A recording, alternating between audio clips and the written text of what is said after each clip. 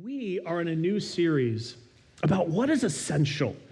It's a conversation about what God has called you and I to, what he's called our church to be about. We're taking him at his word and we're taking action. God has given us his word so that we live according to that. It's an understanding of if we will, what God's called us to. If we will, then God, because he is God, says, I will. What we have been called to do that God promises to fulfill. And so today, we're going to talk about the most important thing.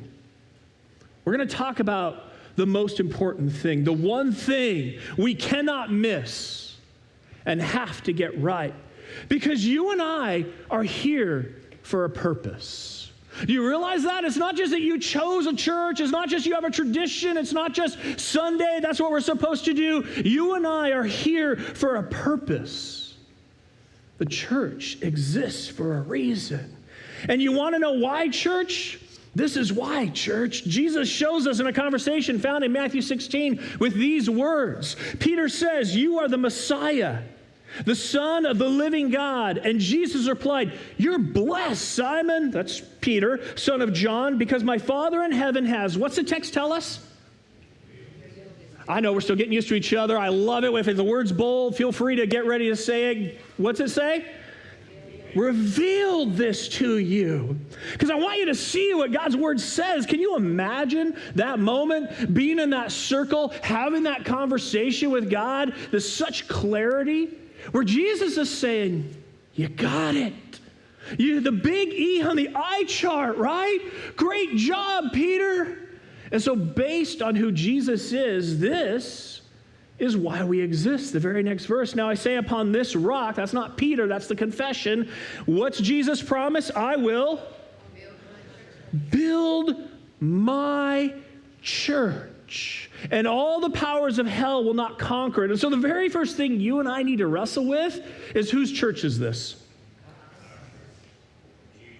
Whose church is this? And I know it can be easy to say, but it also can be challenging to live, can't it? To not just know that, but that you and I live that. See, most churches would say, yeah, we're here for the glory of God. We're here because Jesus has called us. But when we make decisions based on that, that's where we can find difficulty.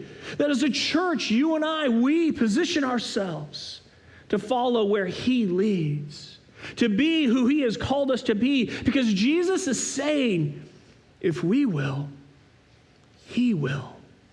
And that's what I want to be a part of, what he wants. Or you can think of it this way. This is kind of our big idea this morning. The love of the church will be the life of the church. The love of the church will be the life of the church. Whatever the church loves, it will care about and be about, right? Have you found that to be true? What we're passionate about, what we care about, what we love is what we gather and do and talk about. Whatever we celebrate, whatever we guard, prioritize, give to, talk about is what we are about. It reveals our heart. It reveals our loves. And if I'm honest, guys, if I'm honest, there are things I love about church that are more about me. About the things I want, what we want, that if we're not careful could take us away from our main love and from our primary purpose.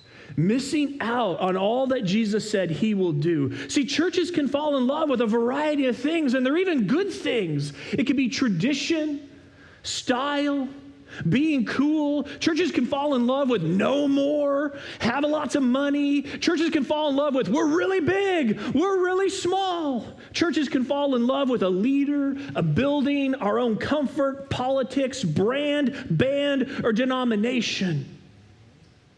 But we have to be careful, because whatever we love first is what we will live for most.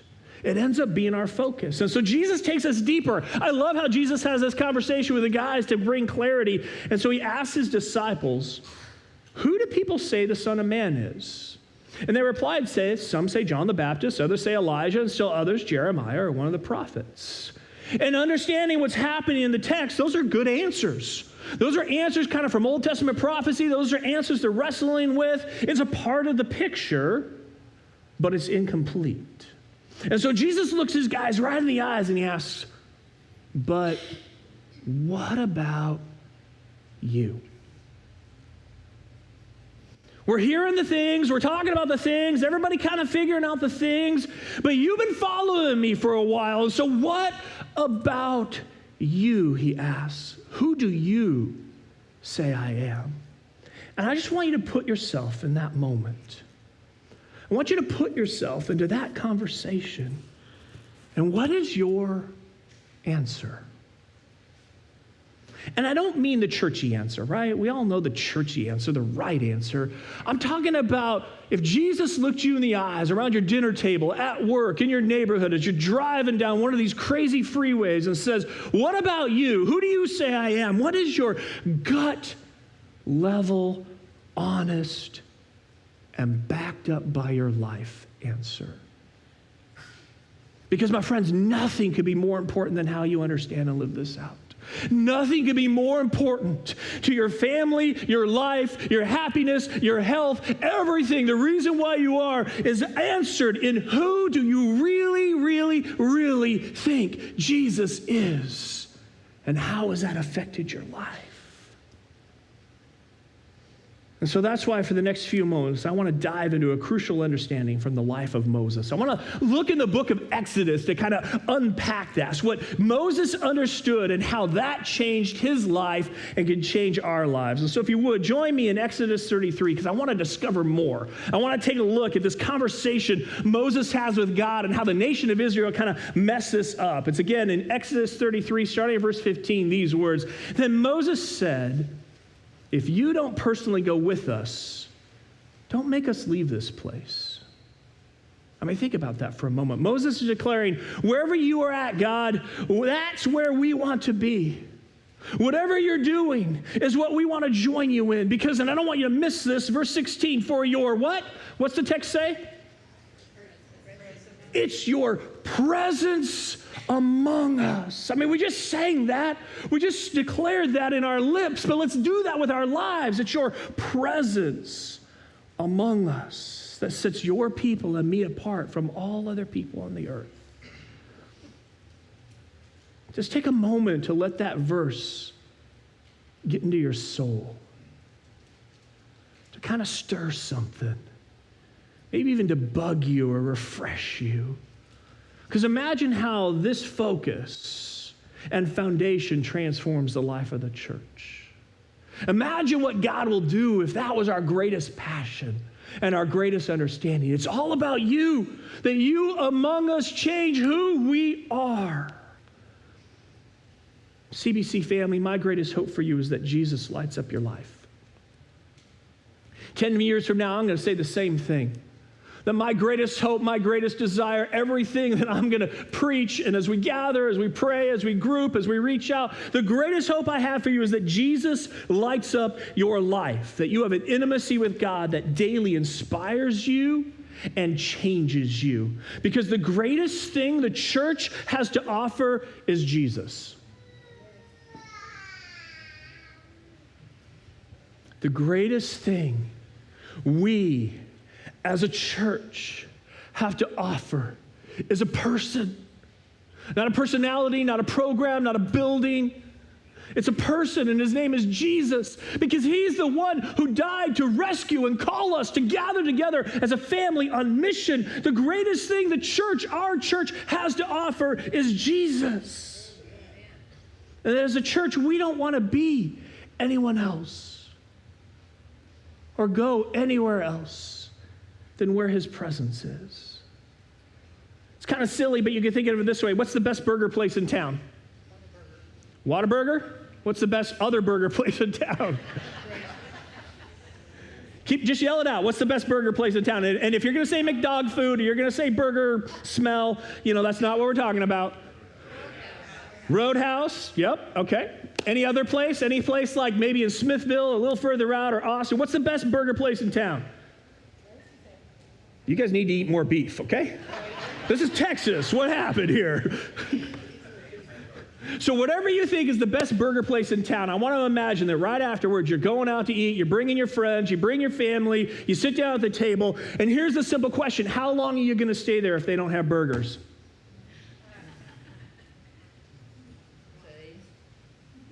I mean, their fries might be delicious, but you went to a burger joint for burgers, not for tofu kale.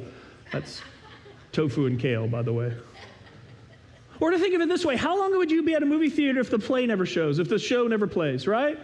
I mean, we're here for the Marvels, we're here for whatever, we're here for the cartoon, the newest live action cartoon remake, and they never play it. $20 popcorn isn't enough, right? Or how long would you line up for a gas station if the tanks were empty?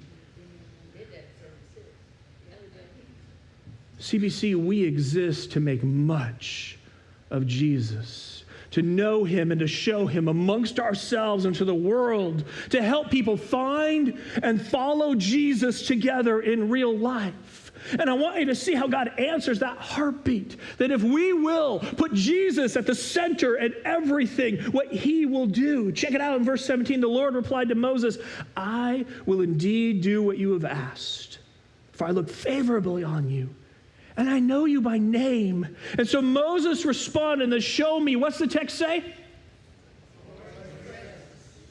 Show me your glorious presence. Please, oh please don't miss this. There are many good things in a church, but the greatest and most important is God's glory. The greatest thing we can give our life to is this: everything we do, everything we are, is defined and determined by a passion to bring him glory.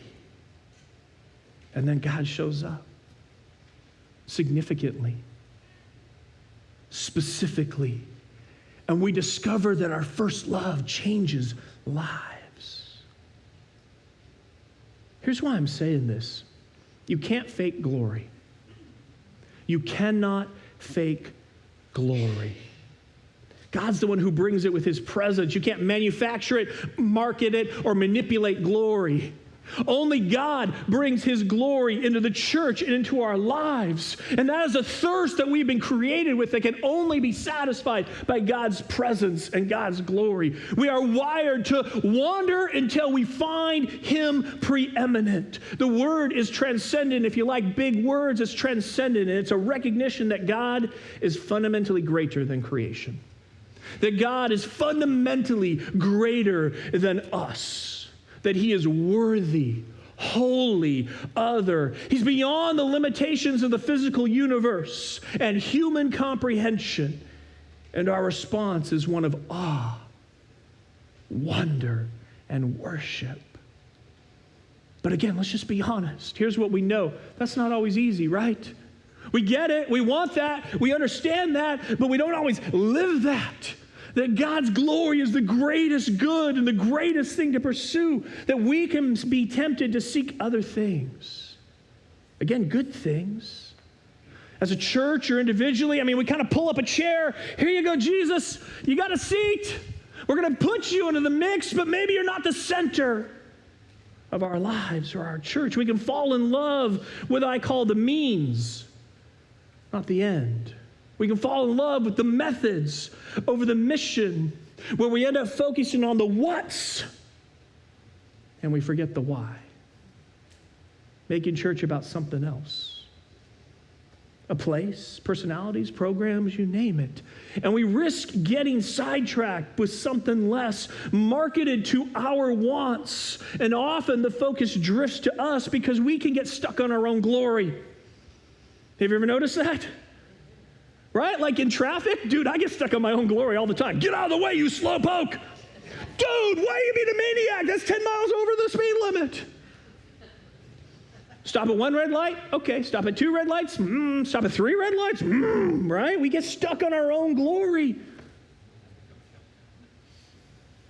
We haven't found who we're looking for, so instead we settle for what we're looking for.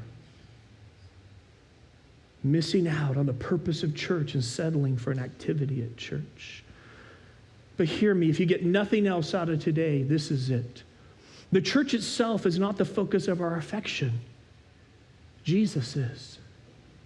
You see that switch? You see how that changes everything? When the church is the desire and object of our affection, we're going to try and change and make and manipulate church to be something that maybe it shouldn't be. The church is not the focus of our affection. Jesus is.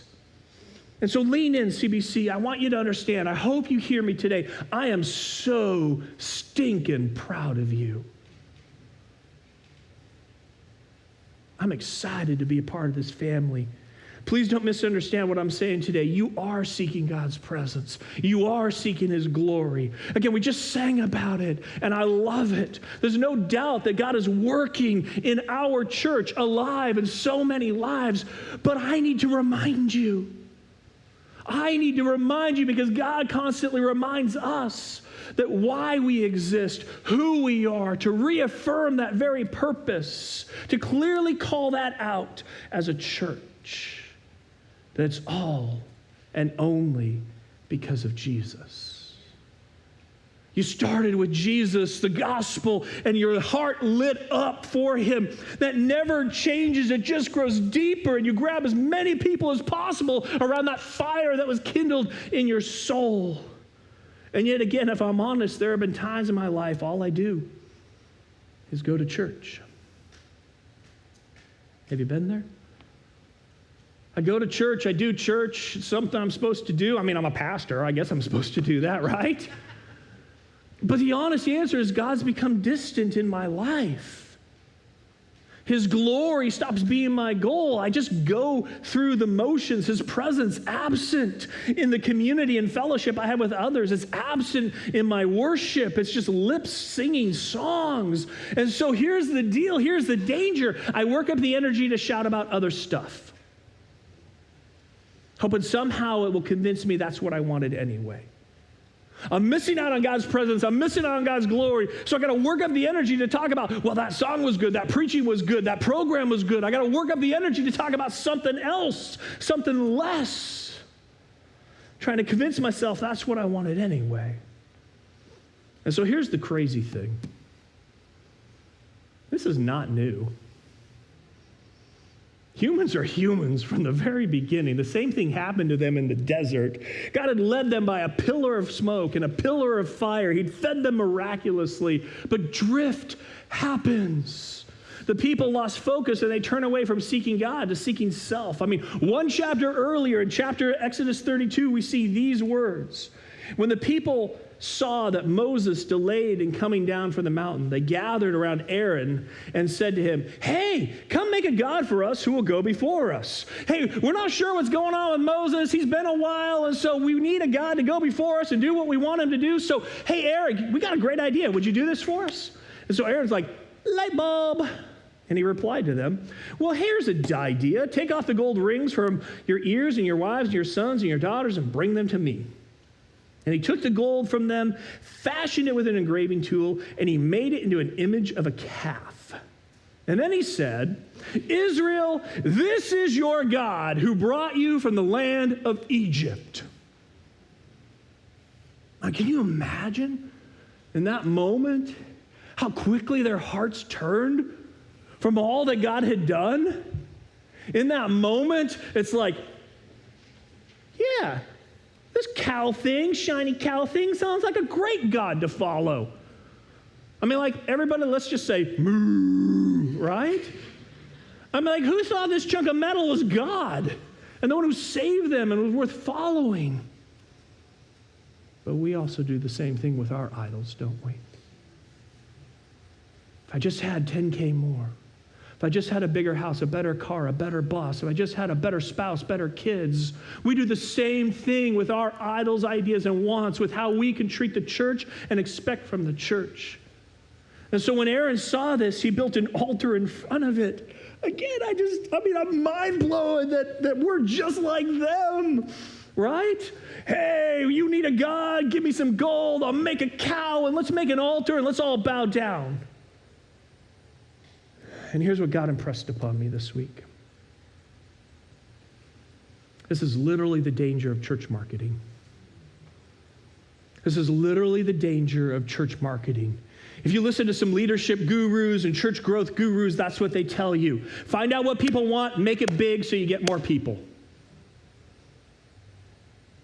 We want a God who we can touch, who's shiny, happy, smiley people. Great, let's make a cow and let's all gather around and worship it. They built an altar in front of it and made an announcement.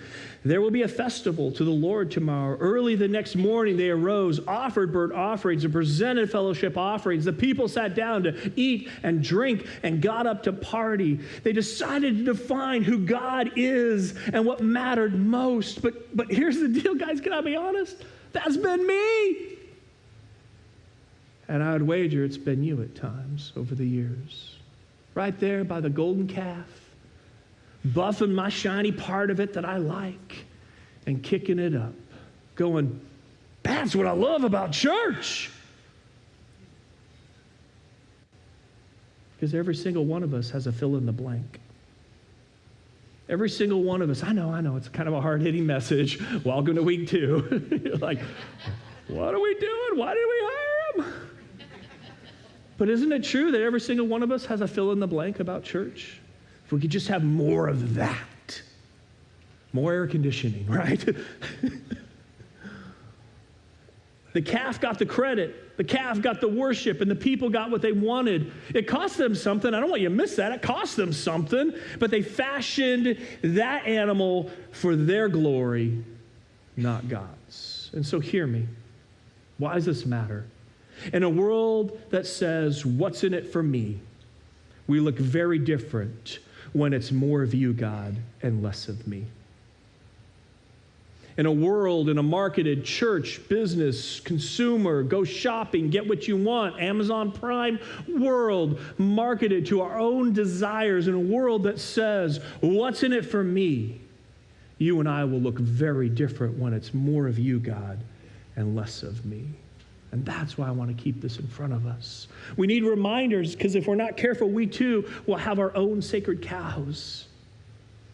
And so here's the challenging reality. It's this. This is why this matters. This is why this is scary. This is why we need a warning and to be challenged in that. God doesn't go where he's not wanted.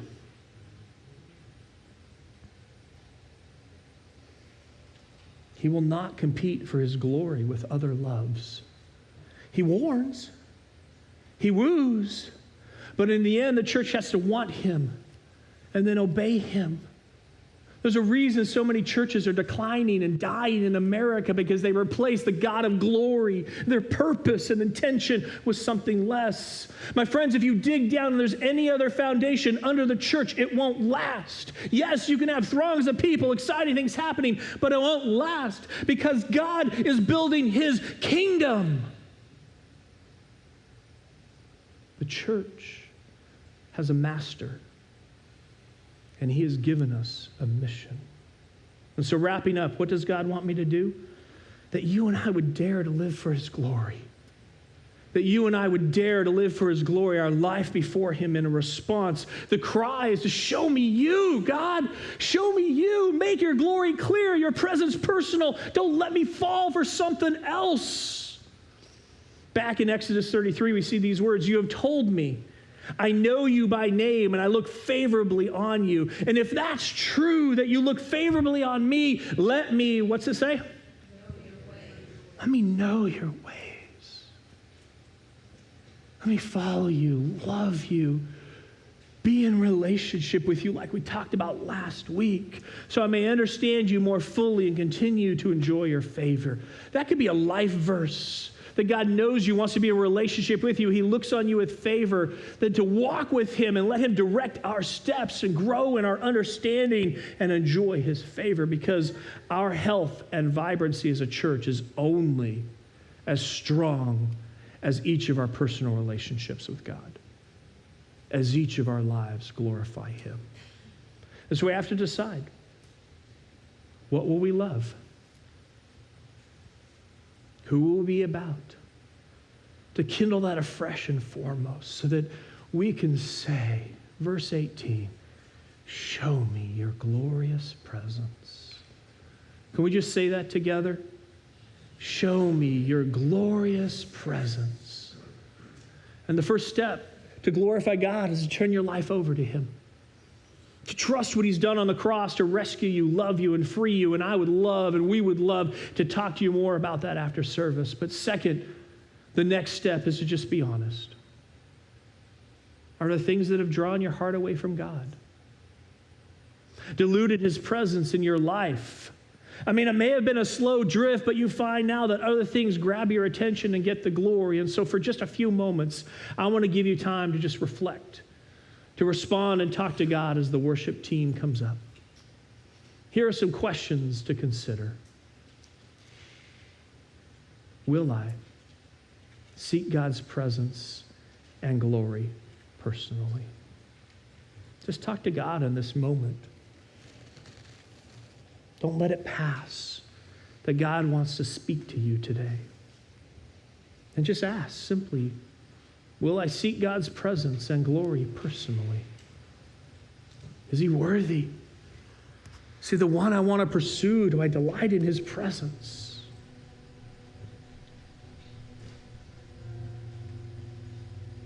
And number 2, do I want to follow where he leads?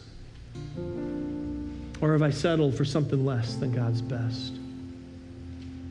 I got to tell you, some of you have been going on the house saga with us right now, and it's been a saga. Last week I said it was an emotional roller coaster. It's like, you thought that was? Here you go. We don't know nothing.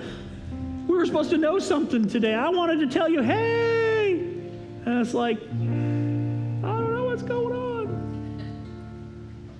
But through it all, my wife and I, Morgan and I, we just have to keep going back to the God of goodness, the God of graciousness, the God who is sovereign, and go, God, your will be done. When it's good, we praise. When it's hard, we praise. Teach us to trust. Morgan shared with me this morning, and you know this verse, Proverbs 3, 5, and 6. Trust in the Lord with all your heart and lean not, what? But God, if he just saw it my way, if he just did it my way, wouldn't it be great? Do I want to follow where he leads? Or have I settled for something less than God's best? And the last question for reflection. Do I want to be a part of his church? Focus first on Jesus and helping others to experience his glory.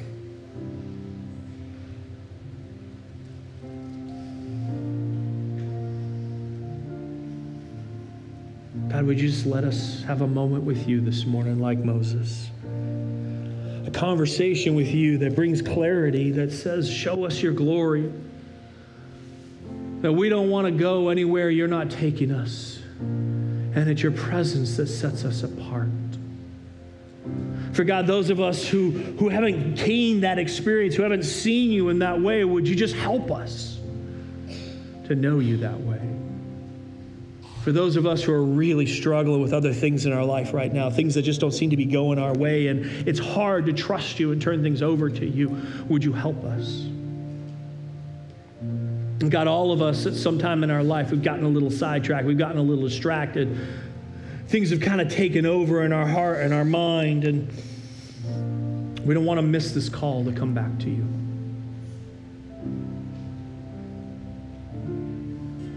That you are worthy.